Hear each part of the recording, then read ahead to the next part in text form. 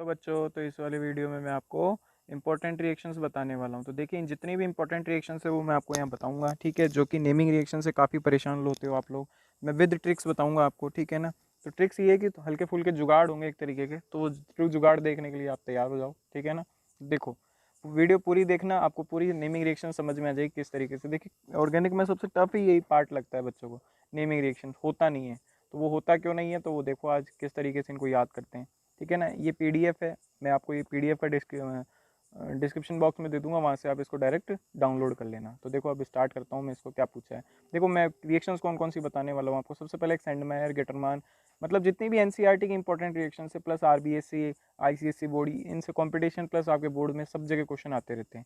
तो वो सारे क्वेश्चन मैं आपको बताऊंगा भी किस टाइप के क्वेश्चन आते हैं और कौन सी नेमिंग रिएक्शन है क्या नहीं है। तो देखिए, कंप्लीट नेमिंग रिएक्शन ये है, स्वार्ट्स रिएक्शन है, वुड्स रिएक्शन है, फिटिक रिएक्शन है, वुड्स है, एट्थ रिएक्शन, फिर Kolbe, Reimer Tiemann, Rosenmund, Gattermann, Stephen, Clemmensen, Wolff, haloform, aldol, Cannizzaro, Friedel Crafts, esterification, Williamson, ether synthesis, diazotization, Etard, Hell Volhard, Zelinsky, decarboxylation, Hofmann, bromide, Gabriel, phthalimide, तो coupling और carbylamine. तो इस तरीके से मैं आपको टोटल 30 रिएक्शंस पढ़ाऊंगा, ठीक है। तो देखिए, मैंने आपको यहाँ पे थ्योरी के साथ सब कुछ दे रखा है, ठीक है ना। Diazonium salt. अब सेंडमायर रिएक्शन में होता क्या है, सबसे पहले ये देखिए। सबसे पहले यहाँ क्या करते हैं, आपको ये देखना है कि यहाँ पे एक ये लिया है, देखो क्या लिया है। देखो, वैसे तो रिएक्शन मेनली यहाँ से स्टार्ट होती है, and benzene diazonium chloride low, Cu2Cl2 की रिएक्शन कराओ। तो देखो, मैं एक सिंपल सी बात बताता हूँ, जब भी आप डाइएजोनियम क्लोराइड लोगे ना, तो सामने वाले का नेगेटिव पार्ट ले जाके उसके ऊपर जोड़ देना है, और सामने वाले का नेगेटिव पार्ट नहीं है तो वही नेगेटिव पार्ट उठा के उसके ऊपर जोड़ देना है। इस तरीके से आप इन रिएक्शनों को कराओगे, चाहे सेंडमायर हो या गटरमान हो। मैं बताऊँ आपको, बेंजीन डाइएजोनियम क्लोराइड की जितनी भी रिएक्शन है ना, उन सब के अंदर ध्यान रखना N2Cl निकलता है अधिकतर केस में, और सामने वाले का नेगेटिव ले जाके बेंजीन के ऊपर अटैक करा देना है, सिंपल सा, N2 की जगह पे, ठीक है। तो देखिए, यहाँ भी तो यही हो रहा है, क्लोरोबेंजीन बन रहा है, यहाँ पे ब्रोमोबेंजीन बन रहा है। तो अब वैसे आपसे कई बार क्या कन्वर्जन में पूछ लेता है कि एनिलीन से आपको क्या बनाना है, क्लोरोबेंजीन। तो क्लोरोबेंजीन एनिलीन से बनाने का सबसे बेस्ट मेथड यही है, एनिलीन लो, NaNO2HCl के साथ रिएक्शन कराओगे तो आपको क्या बनेगा, डाइओजोनियम सॉल्ट। फिर डाइओजोनियम सॉल्ट की आप सेंडमायर रिएक्शन करा दो तो ये आपको पता लग जाएगा। ध्यान रखना, अब सेंडमायर रिएक्शन जब आपको याद हो जाती है तो इसी समय आपको दिमाग में गाटरमान रिएक्शन भी आ जानी चाहिए। पूछो क्यों, क्योंकि गाटरमान रिएक्शन में बस ये चेंज होगा छोटा सा, जो ये कैटलिस्ट आपने ले रखा है ना यहाँ पे, ये क्या होगा, कॉपर पाउडर होगा बस। तो देखिए, मैं अगला आपको बताता हूँ क्या है रिएक्शन, तो देखना आप मेरे साथ। ये गाटरमान आ गया। अब आपको याद भी इसी सीक्वेंस में करना है कि सबसे पहले सेंडमायर थी तो सेंडमायर के साथ गाटरमान याद कर लेना है, क्योंकि दोनों ही बेंजीन डाइओजोनियम क्लोराइड की रिएक्शन है इसकी, दोनों ही बेंजीन डाइओजोनियम क्लोराइड की रिएक्शन है। देखिए, कॉपर प्लस HCl के साथ रिएक्शन करा रहे हो तो अभी मैंने आपको बोलता है N2Cl निकलेगा, तो और ये क्या करेगा, Cl वाला नेगेटिव वाला पार्ट यहाँ जाके जुड़ जाएगा, देखो प्रोडक्ट बन गया। तो डाइएजोनियम की मैक्सिमम रिएक्शन आप अपनी बुक में देखो इसी तरीके से हो रखी है, ठीक है। तो ये बात आपको समझ में आनी चाहिए। आपको सेंडमायर याद आते ही आपको डायटन रिएक्शन याद आनी चाहिए। तो सेम बाल सीमान भी वही रिएक्शन आ गई दोबारा से, ठीक है ना।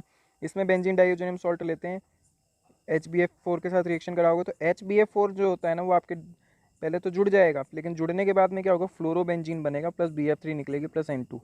देखिए, N2 गैस का निकलना भी स्पॉन्टेनिटी को प्रेफर करता है। स्पॉन्टेनिटी मतलब कोई भी गैस यदि निकल रही है ना, तो वो स्पॉन्टेनिटी की तरफ जा रहा है, मतलब स्टेबिलिटी की ओर जा रहा है, वो स्पॉन्टेनियस प्रोसेस है, अपने आप होने की कोशिश करता है। तो गैसेस जितनी भी वो निकलने की कोशिश करती है। तो आप ये ध्यान रखना, N2Cl को जब भी ले रहे हो तो सामने वाले में से नेगेटिव पार्ट ले जाके जोड़ दो।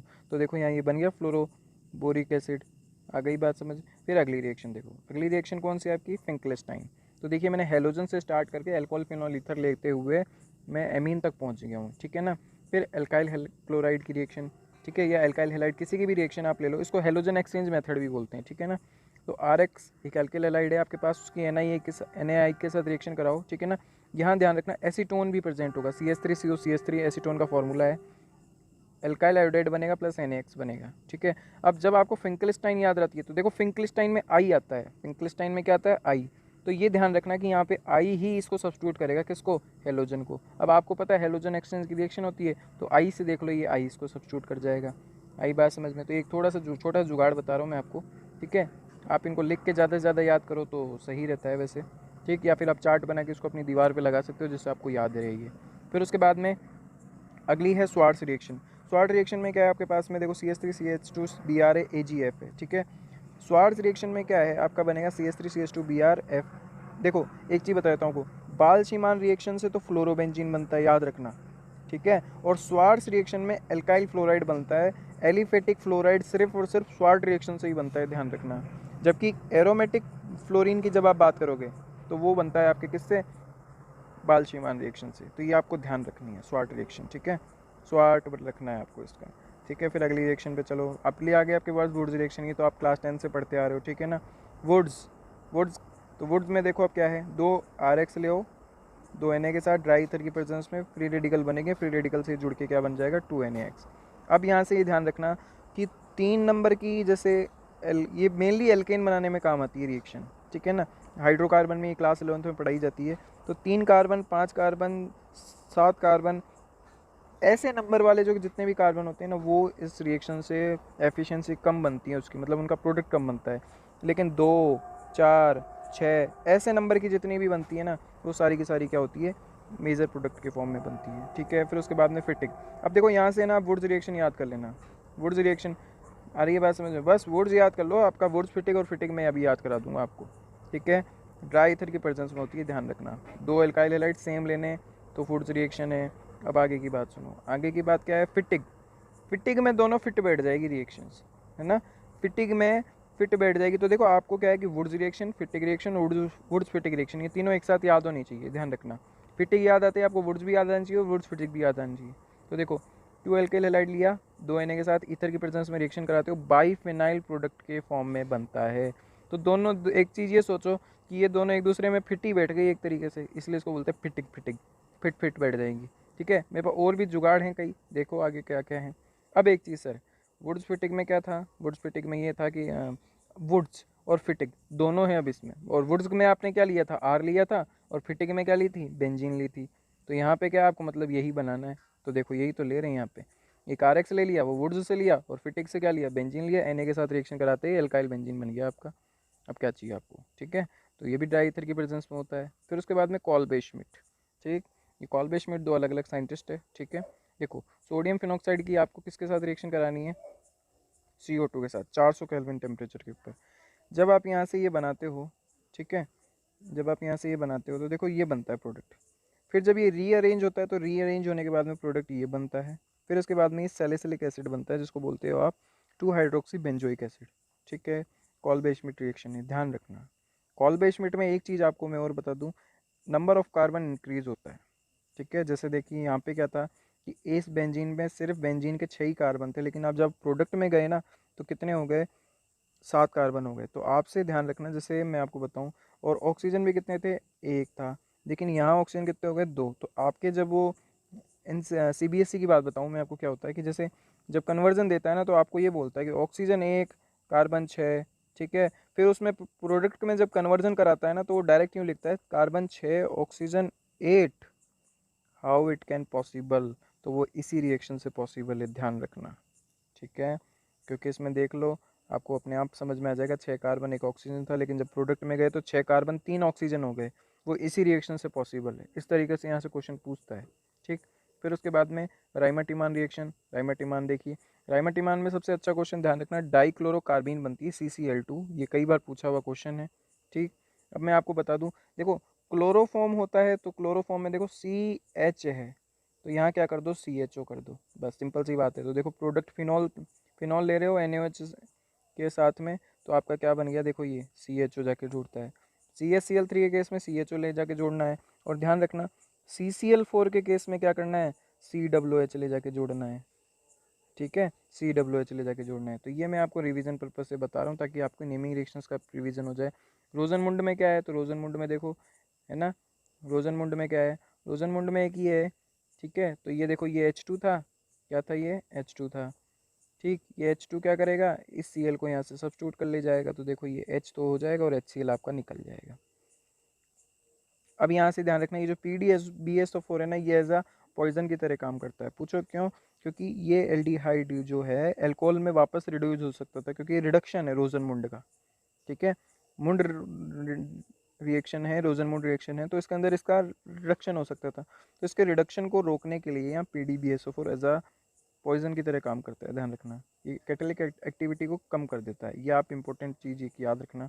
फिर उसके बाद में मैं आपको बताऊं, ये आ गई गाटरमान कॉच रिएक्शन। देखिए गाटरमान रिएक्शन एक आपको मैंने अलग पढ़ाई डाइएजोनियम सॉल्ट के अंदर, ये गाटरमान कॉच रिएक्शन है। तो गाटरमान कॉच में क्या होगा, देखो को सी ओ दिख रहा है आपको, दोनों को अंतर याद करने का तरीका बता रहा हूँ। वहाँ से एंडमायर जब याद आती है तो गाटरमान याद कर लेना, और गाटरमान कॉच कहीं लिखा है तो देखो सी ओ दिखेगा इस तरीके से, तो को से कोच बन जाएगा, और सी ओ दिख रहा है तो सी एच ओ करने में क्या जोर आ रहा है, तो बेंजीन था, बेंजीन पे को का रिएक्शन कराया तो कोच बन गया देखो, और हाइड्रोजन तो आएगा ही, बैलेंसिंग कंप्लीट करनी ही है सर, तो एक गाटरमान कॉच रिएक्शन है, कर लोगे। फिर उसके बाद में अगली रिएक्शन स्टीफन, ठीक है ना।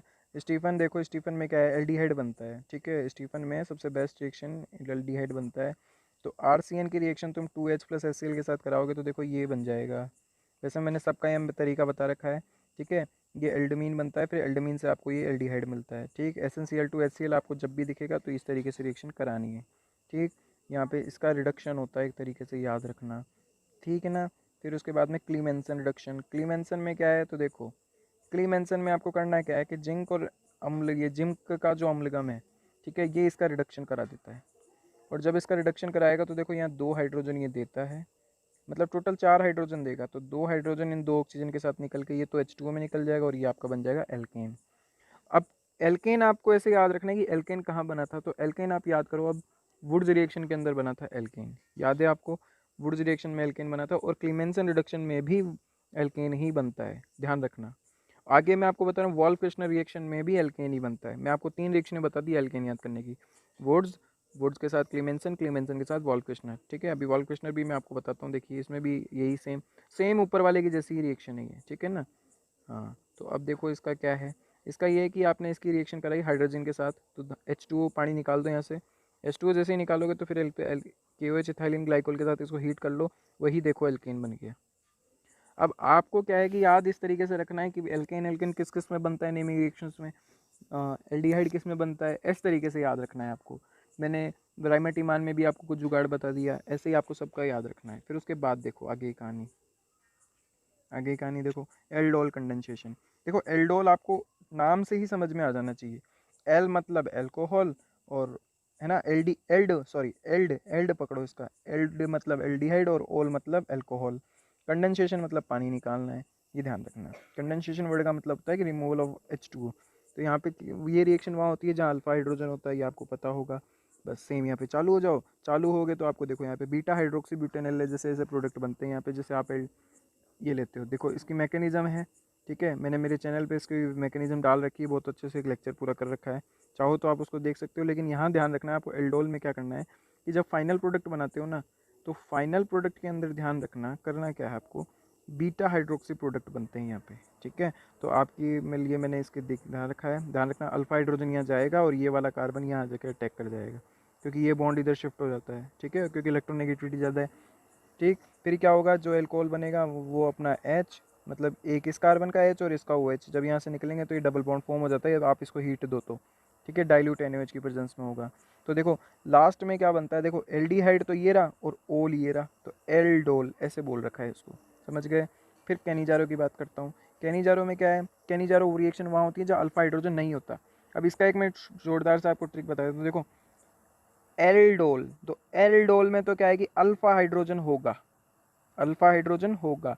लेकिन कैनिजारो, तो कैनिजारो का मतलब है कि can't have alpha hydrogen, can say याद रखना, कांट हैव अल्फा हाइड्रोजन, कोई अल्फा हाइड्रोजन नहीं होगा, समझ रहे हो मेरी बात। तो यहाँ पे क्या होता है, ध्यान रखना, 2 सेम एल्डिहाइड लोगे तो simple aldol, sorry simple Cannizzaro, और 2 अलग अलग एल्डिहाइड लेते हो तो क्रॉस कैनिजारो, ठीक है। बस रिएक्शन कराओ, रिएक्शन जब आप कराओगे तो एक से तो अल्कोहल बन जाएगा और एक से क्या बन जाएगा, एसिड बन जाएगा या सॉल्ट बनेगा। लेकिन ध्यान रखना कभी कभी क्या होता है, कैनिजारो में आपको 2 अलग अलग चीज़ें देता है, तो ध्यान रखना, जैसे एक तो आपको दे दिया क्या, एक आपको दे दिया जैसे HCHO, और एक आपको दे दिया बेंजेन एल्डिहाइड, तो दोनों के अंदर ही नहीं है, ध्यान रखना। तो कई बार क्वेश्चन यहाँ से पुट कर लेता है, तो जो छोटा होता है वो तो ध्यान रखना एसिड में जाएगा, और जो बड़ा वाला ग्रुप होता है या बड़ा वाला जो एल्डिहाइड होता है वो किस में चला जाता है आपके, मतलब जैसे बेंजेल एल्डिहाइड है, बेंजीन के ऊपर CHO, तो ये किस में चला जाएगा आपके कार्बोक्सिलिक एसिड में, ठीक है। तो कैनिजारो ऐसे याद रखना, कांट है वो अल्फा हाइड्रोजन, जहाँ अल्फा हाइड्रोजन नहीं होता वहीं ये रिएक्शन होगी। फिर विलियमसन ईथर सिंथेसिस, इसका पूरा नाम ही वैसे विलियमसन ईथर सिंथेसिस होता है, तो ये ऑटोमेटिक नाम से समझ में आ जाती है कि ईथर बनेगा, लेकिन बुक्स में इसको विलियमसन सिंथेसिस लिख रखा है, कोई दिक्कत नहीं है। तो RONA की रिएक्शन कराओ RX के साथ, ठीक। इसमें प्लस माइनस जैसे मैंने बना रखा है, आप ऐसे तोड़ सकते हो, आपको आता होगा। SN2 के अकॉर्डिंग रिएक्शन कराओ, ईथर बन जाता है, इसमें कोई वो बड़ी बात नहीं है, ठीक है। विलियमसन ईथर सिंथेसिस में ईटार्ड रिएक्शन की मैं बात करता हूँ, तो ईटार्ड में क्या होता है, टॉलुइन लो, इसकी क्रोमिल क्लोराइड के साथ रिएक्शन कराओ CH2 की प्रेजेंस में, तो क्रोमियम का आपका कॉम्प्लेक्स बनता है और फिर उसको वाटर के साथ रिएक्शन कराते हो तो बेंजीन एल्डिहाइड बनता है, ठीक है। ईटार्ड बेंजीन एल्डिहाइड, ध्यान रखना, ईटार्ड रिएक्शन में बेंजीन एल्डिहाइड बनता है। बेंजीन एल्डिहाइड कहाँ कहाँ बना दिया आपको याद है, एक मैंने बनाया है राइमटिमान रिएक्शन में, एक मैंने बनाया गाटरमान कॉच रिएक्शन में। तो इस तरीके से देख लिया मैंने 12 रिएक्शन को कॉरस्पॉन्डिंग एक साथ जोड़ दिया है। आ रही है बात समझ में। तो इसी तरीके से आपको याद रखना, अब जैसे बेंजीन एल्डिहाइड आ जाए तो आप एक जगह लिख लो कि ये कहाँ कहाँ बनता है। तो मैंने आपको पीछे जहाँ जहाँ बनाया हुआ मैंने सब जगह बता दिया आपको। सैलिसिलिक एसिड कहाँ बनाया, तो राइमटिमान में ही बनाया था, CCl4 यूज में लिया था। इस तरीके से कि आपको याद होनी चाहिए। फिर हेल्वोलांड जेलिंस्की रिएक्शन देखो, ये हेल्वोलांड जेलिंस्की वो उस एसिड में होती है जहाँ पे अल्फा हाइड्रोजन हो, ठीक है। तो इसमें सेम वही काम है, ये वाले हाइड्रोजन सब्स्टिट्यूट होंगे और ये देखो एक्स यहाँ पे जाके जुड़ जाएगा, ठीक है। हेल्वोलांड जेलिंस्की, ध्यान रखना, ठीक। जेलिंस्की में याद रखना हाइड्रोजन जल जाएगा और हाइड्रोजन जलेगा तो उसकी जगह हेलोजन आके जुड़ जाएगा, तो जय जय आपको सब में कॉमन दिखेगा, ठीक है ना। हेल्वोलांड जेलिंस्की, हाइड्रोजन और हेलोजन, ठीक है। तो इस तरीके से आप याद रख लेना, सब एक दूसरे को सब्स्टिट्यूट करेंगे। फिर हॉफमोन ब्रोमाइड, तो हॉफमोन ब्रोमाइड देखो, अब हॉफमोन ब्रोमाइड में क्या है, हॉफमोन ब्रोमाइड शानदार रिएक्शन है, सबसे बेस्ट रिएक्शन, तो काफ़ी ज़्यादा पूछा जाने वाला क्वेश्चन है ये, ठीक है।